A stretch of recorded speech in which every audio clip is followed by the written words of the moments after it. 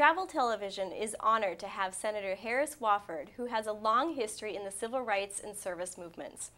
During the Kennedy era, Senator Wofford worked with Sergeant Shriver to create the Peace Corps, and 50 years later, he continues to be a leader for community and national service. Thank you, Senator Wofford, for joining us today. Can you share a story from your time with the President? Sergeant Shriver was the civil rights man of the campaign, and I was his deputy. And out of the blue, a member of our civil rights section called to say, my daughter's at the University of Michigan, and last night after midnight, going on till 1 and 2 o'clock, waiting for Kennedy, he came and gave a talk that suggested that he might want to ask young people to go overseas and serve America in different ways there. And he pushed the question, would you go? And it was when the Kennedy car heard the story that 1,000 students were saying yes to this extemporaneous question he put, that he turned to Ted Sorensen, the great major speechwriter for him, and said, let's make this is hot, let's make a big proposal for it. The speech got drafted and delivered to the Cow Palace in San Francisco to 10,000 or so people.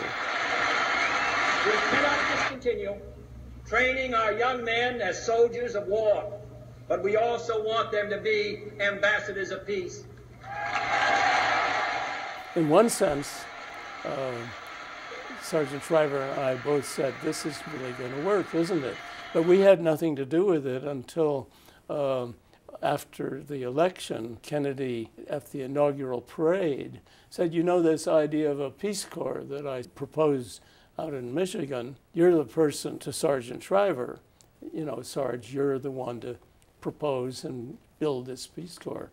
And by then I had such a faith in Shriver, so there'd be two ways when I thought it was going to be a real part of American life. I went off to Africa by the request of the President to be the Peace Corps representative in Africa. I was working in the White House on civil rights with him, and he and I agreed that I would go to Ethiopia, where the emperor had said, we want 500 Peace Corps teachers, which we produced in due course. And a great new university had been built, a lot of American money going into it, but they didn't have enough coming out of schools that were ready to go to college. And so they urgently needed teachers. Did you have a particular inspiration or vision when you started out? What got me onto this whole concept of full-time national service was being on a ship. There were these young men who just started singing, and I cornered one of them, and I said, you know, what are you all up to, about 15 or 20? They said, we're Mormons.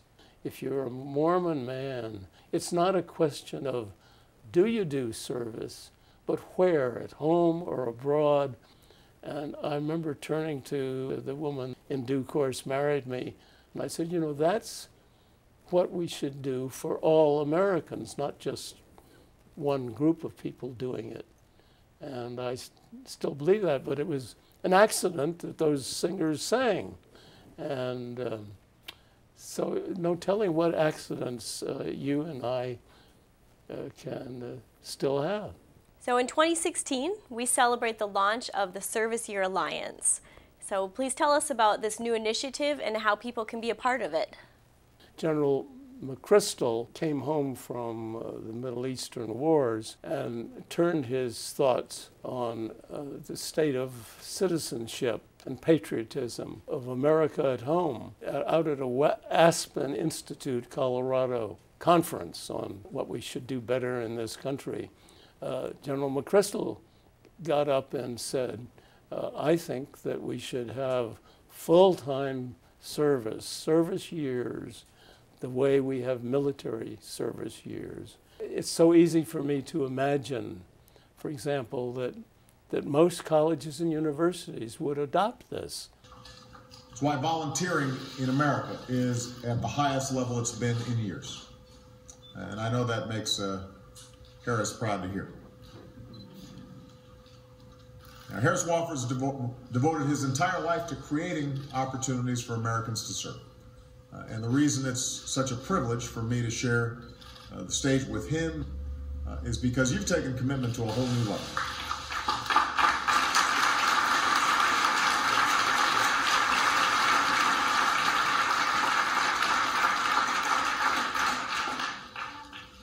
Harris Wofford has spent more than 50 years empowering ordinary citizens to make extraordinary change.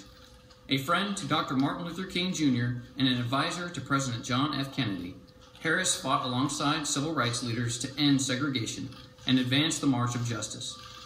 During his time at the White House, with the Peace Corps, as a senator, and leading the Corporation for National and Community Service, he gave generations of Americans the chance to serve their country. The United States honors Harris Wofford for upholding national service as one of our nation's highest causes.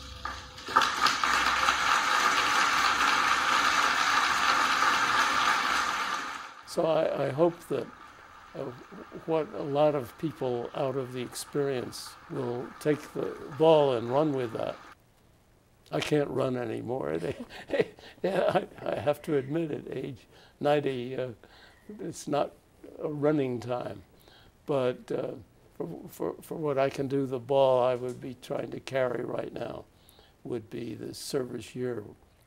All right, thank you so much, Senator Wofford. We really appreciate you being here. For Travel Television, I'm Carrie Keenan.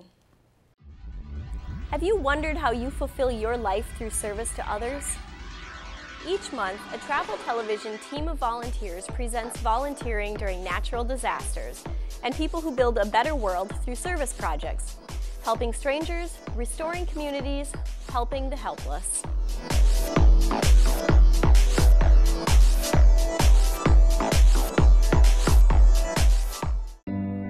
I was born on September 11th, 2001. 5:26 a.m. 3:39 in the morning. 3 in the morning. My name's Hillary. I was born, I think, somewhere around 2 o'clock in the afternoon on September 11th, 2001 in Norwalk Hospital, which is about 45 minutes away from New York City. I know a lot of people who go to my school who lost their parents or other family members in 9/11. I would hope it can become a day people can look at and they can realize how much things have changed and how the world in general has grown. How things can transform. I like looking for the best in things. If we all do good deeds on 9/11, it'll add up. Doing something good makes me feel good as well.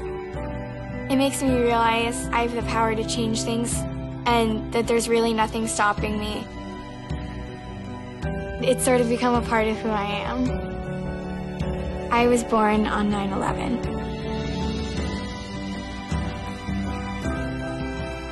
This 9/11 day, remember to do one good deed.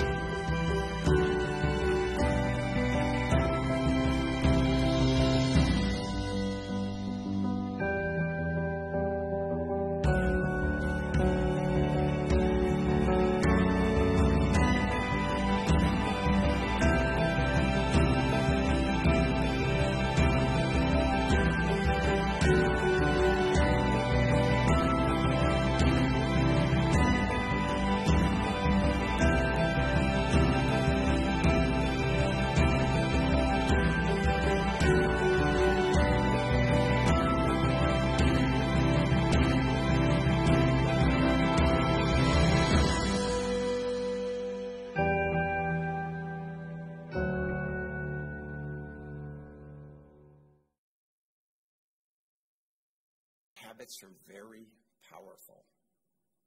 I think you're here today not because you had to make a big conscious decision to be part of an idea as big as what this represents, not because there are values here that you strongly believe in, although both of those are true, I think most of us are here because it's your habit to be a part of something that matters. When something important comes and something that you can be a part of becomes an opportunity, it's your habit to raise your hand. It's your habit to make the trip. It's your habit to volunteer. And I think that's extraordinarily important. I think habits really are what culture is all about. We talk about culture in the workplace, we talk culture in society. Really, cultures are about what societies decide works for them and then what people do. And they're extraordinarily powerful. And if it is our culture to do something, it's very hard to not do that. Now, what I've been honored to be a part of for the last few years is trying to make it our culture to serve. Trying to make it our culture to serve others. And we can make logical arguments of why we should do this. We can give data. We can give testimony. But I think nothing is quite so powerful as giving opportunity to develop habits. I think one of the things we haven't done, really around the world, but particularly in the United States, is support giving opportunities for young people to develop the habit of service. Giving young people the experience to do something over time that then becomes ingrained in them. So now the big idea that I'm a part of in the Service Year Alliance, what we represent is trying to move back into a culture where the expectation, the culture, the habit of service is provided to young people through an opportunity to do a year of funded full-time service. Now, we can all do lots of things, and many of them are very, very good, but I think nothing's quite so powerful as taking a chunk of your life and dedicating it full-time to service to others.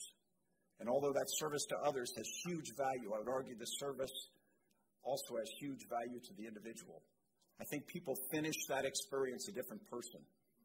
And more importantly, when enough people do it, I think we come out with a different society.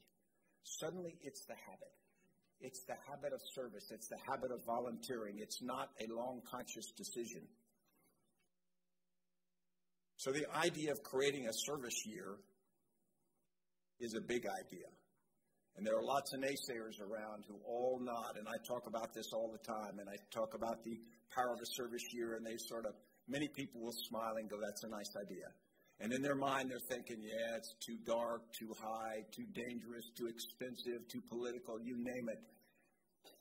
And I would argue, of course it's not. And if we can't take on ideas as fundamental, as valuable, as important as making citizenship and service to others a core part of our culture, then what can we do?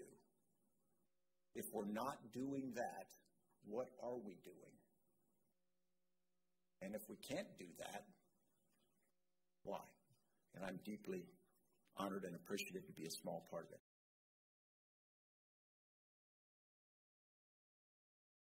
As the 10th anniversary of September 11th approaches, we once again recall the tragic images and remember those we lost that day. But we also recall the spirit of unity and compassion that bound us all during that time. We remember the heroes who rose up, the neighbors who reached out, and those countless moments when the ties of family, community, and country felt stronger than ever. That is the spirit behind the September 11th National Day of Service and Remembrance. It's a day to honor our heroes with thoughts and prayers, but also with action. Visit serve.gov and find out how you can volunteer to pay tribute to the heroes of 9/11 in the days surrounding the anniversary.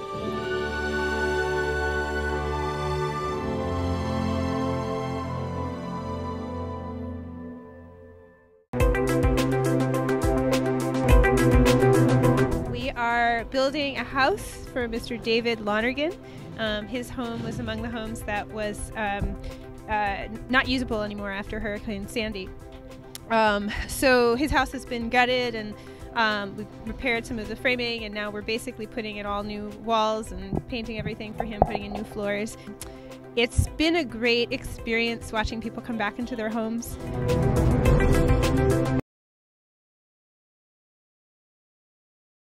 It's so wonderful to be here. I'm here with some friends and colleagues today, and we're going to have a great discussion on international volunteerism as it relates to the Sustainable Development Goals for 2030. With us today are Richard Dickus, my good friend from the UN, the Executive Coordinator for UNV, all the way from Bonn, Germany.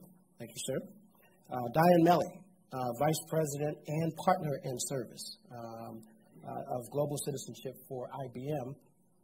And we also have my former supervisor from the Peace Corps, the director of the Peace Corps, the aptly able director of the Peace Corps.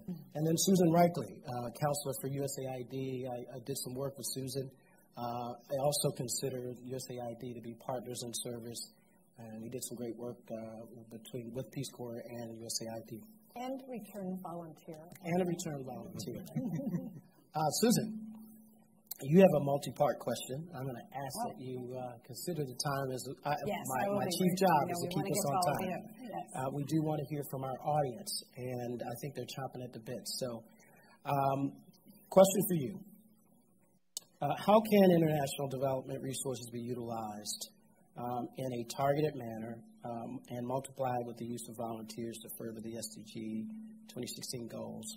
2030 goals, but also I would like for you to also reference, if you can, how USAID has engaged volunteerism over the history of the agency. Right. Well, thanks, Corey, and congratulations to BBC on the 10-year anniversary. It's great to be here. I know we want to get to all of you, so thank you for that broad question, which I'll try and hammer on it, because I think, you know, the stories that the previous panelists told really capture the history of volunteerism. It is something that is very much in our DNA.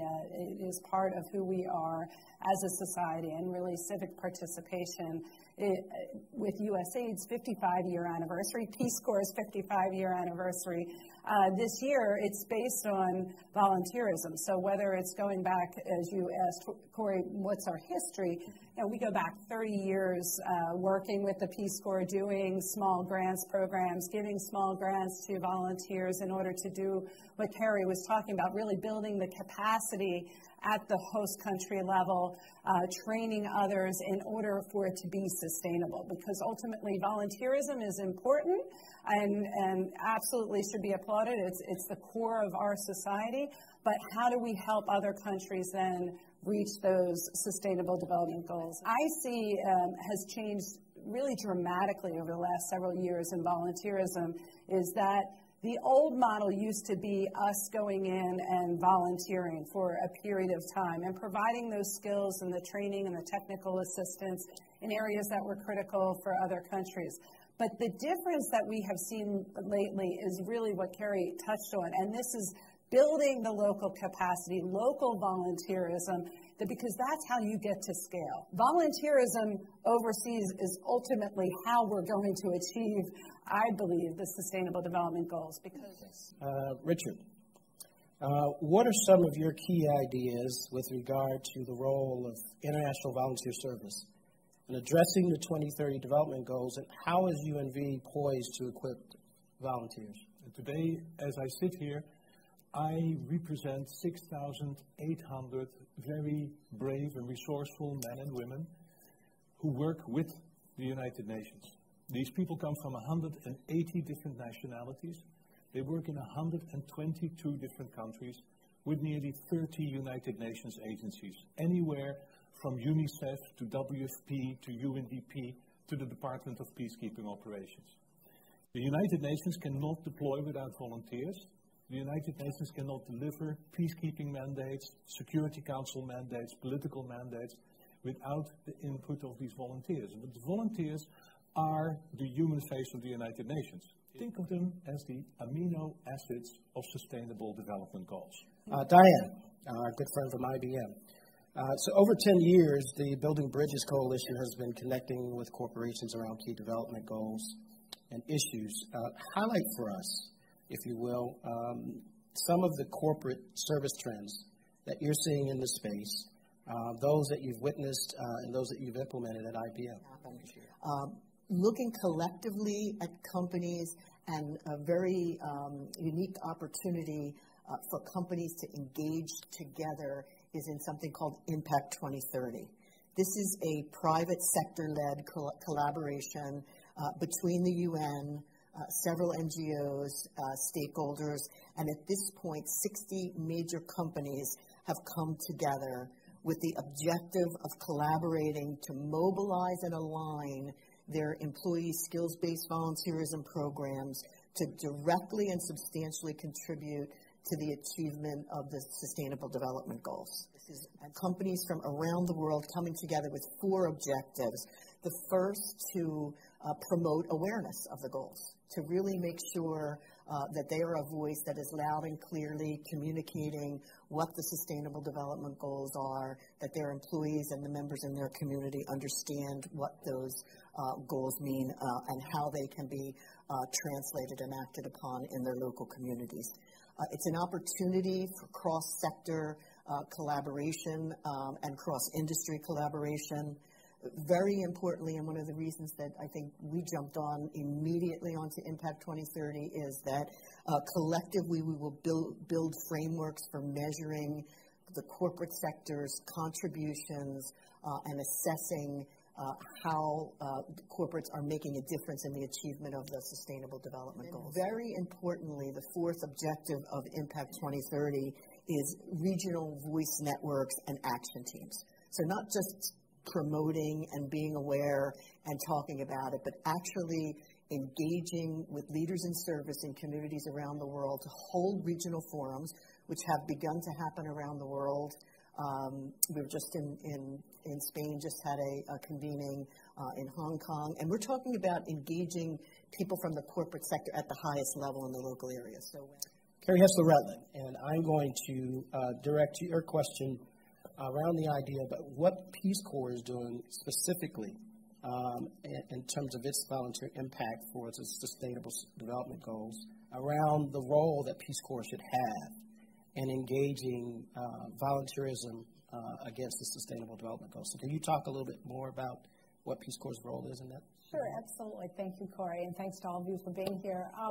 We basically do it in 3 ways. We are positioned for impact in 3 different ways. The first is the way that I think we're most known for. It's the amino acids of the SDGs. It's the community development work. I like that. I'm going to use that quote in the future.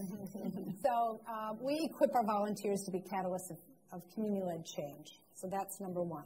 The second is that we are working very hard in the communities in which we serve internationally overseas, 65 countries around the world, to foster volunteerism. That's a main strategy of ours. And then the third is something that we're doing very closely with the Building Bridges Coalition, with all of you, with IBM, with UNV, and that is exactly what we heard Stanley McChrystal talk about. It's trying to create a culture of national service back here. I also want to mention our very good friends at the Corporation for National and Community Service. I want to talk specifically, though, about the work that Peace Corps is best known for because it is our bread and butter. And that is equipping our volunteers to do the important work that they do overseas. Because as I looked at the 17 SDGs, I see that Peace Corps volunteers and their communities are directly working on more than half of those SDGs at the community level. We are there at the invitation of our community. We are there to help them to build local capacity, both individual and institutional capacity, to achieve their own community development goals, so their own SDG targets at the community level. There's a Peace Corps volunteer named Ian Hennessy who lived in the Kédougou region of southeastern Senegal, in the area of highest malaria prevalence in Senegal. And Ian was part of a community health team. They were community health volunteers who had been trained by their government to do case detection and treatment of malaria. But they had a very passive model. They sat back in the clinics and waited for people to come to them. Then PMI came along, the President's Malaria Initiative. It's led by USAID, but it's a whole of government initiative.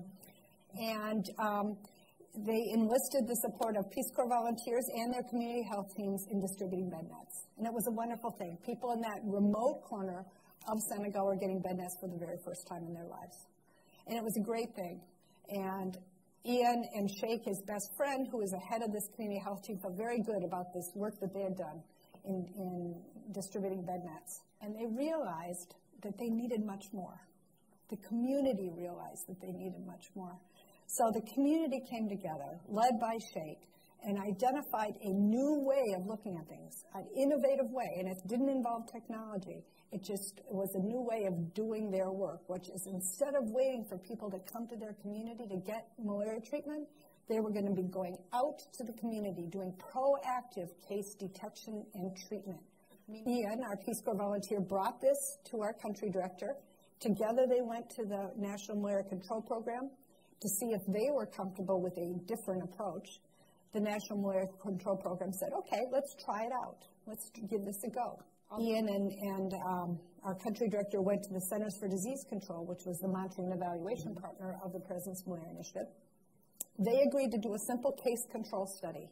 They did a little baseline survey of Ian's village and then another village about, 11 miles away that had the same malaria incidence rate and the same bed net coverage rate. And they were the same. So then they tried their proactive case detection and treatment initiative over one rainy season. At the end of the rainy season, what they found by going every single week and proactively seeking out and treating that malaria, there was a 90% decrease in malaria incidence in Ian's village as compared to the control village, and no deaths from malaria that year. For the first time in anyone's memory, no deaths. Great example. That's a single example, but it's a powerful example of the impact that volunteers working with communities alongside, shoulder to shoulder with communities, can actually move the needle when it comes to development.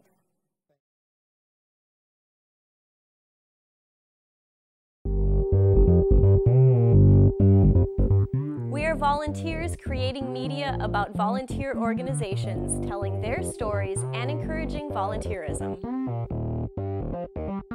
Then follow Stories on Travel Television, where Traveling for Purpose features people who want to give back to their community.